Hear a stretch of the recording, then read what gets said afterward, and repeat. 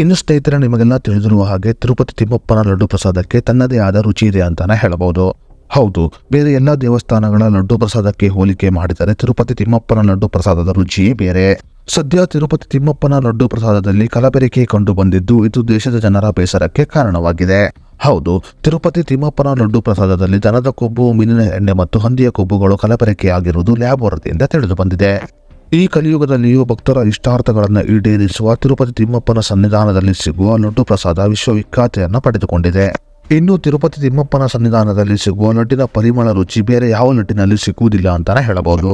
ಆದರೆ ತಿರುಪತಿ ತಿಮ್ಮಪ್ಪನ ಲಡ್ಡಿನಲ್ಲಿ ಪ್ರಾಣಿಗಳ ಕೊಬ್ಬು ಬಳಕೆಯಾಗುತ್ತಿರುವುದು ದೇಶದ ಜನರ ಬೇಸರಕ್ಕೆ ಕಾರಣವಾಗಿದೆ. ಸದ್ಯದ ಆಂಧ್ರಪ್ರದೇಶದ ಸಿಎಂ ಆಗಿರುವ ಚಂದ್ರಬಾಬು ನಾಯ್ಡು ಅವರು ಹಿಂದಿನ ಜಗನ್ ಸರ್ಕಾರದ ಆಡಳಿತಾವಧಿಯಲ್ಲಿ ಪ್ರಾಣಿಗಳ ಕೊಬ್ಬು ಬಳಕೆ ಮಾಡಲಾಗುತ್ತಿತ್ತು ಎಂದು ಆರೋಪವನ್ನ ಮಾಡಿದ್ದರು. ಸದ್ಯ ಚಂದ್ರಬಾಬು ನಾಯ್ಡು ಅವರು ಮಾಡಿರುವ ಆರೋಪ ನಿಜವಾಗಿದೆ. ಹೌದು, ಹಿಂದಿನ ವೈಎಸ್ಆರ್ ಕಾಂಗ್ರೆಸ್ ಆಡಳಿತಾವಧಿಯಲ್ಲಿ ತಿರುಪತಿ ಲಡ್ಡಿಗೆ ಬಳಕೆಯಾಗುತ್ತಿದ್ದ ದ್ರಾಕ್ಷಿ, ಗೋಡಂಬಿ ಪ್ರಮಾಣ ಕಡಿಮೆಯಾಗಿ ಲಡ್ಡಿನ ರುಚಿ ಮೊದಲಿನಂತಿಲ್ಲ ಎಂದು ಅನೇಕ ಭಕ್ತರು ಆರೋಪವನ್ನ ಮಾಡಿದ್ದರು. ಈ ಹಿಂದೆ ಕರ್ನಾಟಕದ ನಂದಿನಿ ತುಪ್ಪವನ್ನ ತಿರುಪತಿ ಲಡ್ಡಿಗೆ ಬಳಕೆ ಮಾಡಲಾಗುತ್ತಿತ್ತು. ಆದರೆ ಬಳಿಕ ಕಮಿಷನ್ ಆಸೆಯಿಂದ ಹಿಂದಿನ ಸರ್ಕಾರಗಳು ನಂದಿನಿ ಉತ್ಪನ್ನವನ್ನು ನಿಲ್ಲಿಸಿದವು. ಇದಾದ ನಂತರ ಬೇರೆ ಕಂಪನಿಗಳೊಂದಿಗೆ ಕಡಿಮೆ ಬೆಲೆಗೆ ತುಪ್ಪವನ್ನು ಒದಗಿಸುವ ಒಪ್ಪಂದವನ್ನ ಮಾಡಿಕೊಳ್ಳಲಾಗಿತ್ತು. ಇನ್ನು ಈ ಹಿಂದೆ ತಿರುಪತಿಯ ಆಡಳಿತಾಧಿಕಾರಿಯಾಗಿದ್ದ ಧರ್ಮರೆಡ್ಡಿ ತಮಗೆ ತೋಚಿದವರಿಗೆ ತುಪ್ಪವನ್ನು ಒದಗಿಸಲು ಗುತ್ತಿಗೆಯನ್ನು ಕೂಡ ನೀಡಿದ್ದರು. ಇನ್ನು ನಿಮಗೆಲ್ಲ ತಿಳಿದಿರುವ ಹಾಗೆ ಶುದ್ಧ ಹಸುವಿನ ತುಪ್ಪಕ್ಕೆ 1 ಕೆಜಿಗೆ 400 ರೂಪಾಯಿಯಿಂದ 1,000 ರೂಪಾಯಿವರೆಗೆ ಇದೆ. ಆದರೆ ಕೆಲವು ಕಂಪನಿಗಳು 320 ರೂಪಾಯಿಗೆ ತುಪ್ಪವನ್ನು ಒದಗಿಸಲು ಒಪ್ಪಿಕೊಂಡಿದ್ದವು.